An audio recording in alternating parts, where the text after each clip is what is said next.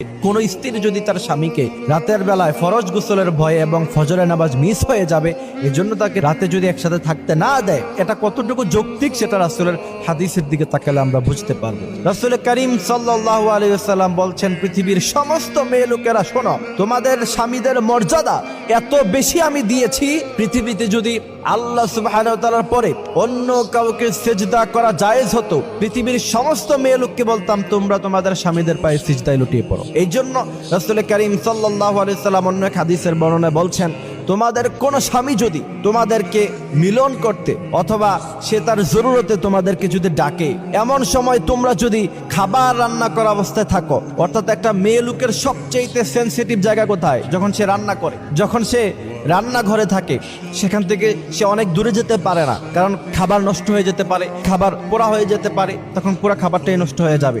রাসূল করিম সাল্লাল্লাহু আলাইহি সাল্লাম বলছেন, ওই কঠিন মুহূর্তের সময়ও যদি তোমাদের স্বামীরা যদি তোমাদেরকে নিজেদের জরুরত পুরা করার জন্য যদি ডাকে, তোমরা তাদের ডাকে সাড়া দাও, খাবার রান্না করা বন্ধ করে দাও। সুবহানাল্লাহি ওয়া বিহামদিহি সুবহানাল্লাহিল আযীম। সেই হাদিস থেকে বোঝা যায় যে রাতের বেলা ফরজ গোসলের ভয়ে, ফরজ নামাজের ভয়ে আপনি যদি আপনার স্বামীকে আপনার সাথে থাকতে না দেন, এটা সম্পূর্ণ অনৈতিক, সম্পূর্ণ আনইসলামিক, সম্পূর্ণভাবে এটা নাজায়েজ।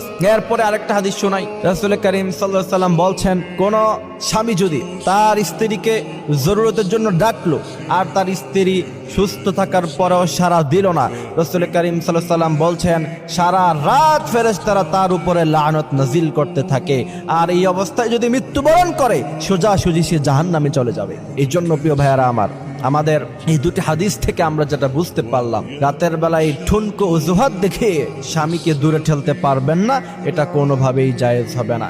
এবং এটা যতটুকু গুরুত্বপূর্ণ স্বামীর হক আদায় করা, ফজরের নামাজ আদায় করা, এটা এর চাইতে বেশি গুরুত্বপূর্ণ। সুতরাং কোনোটাকেই ছাড়া যাবে না, একটা অজুহাতে আরেকটা বন্ধ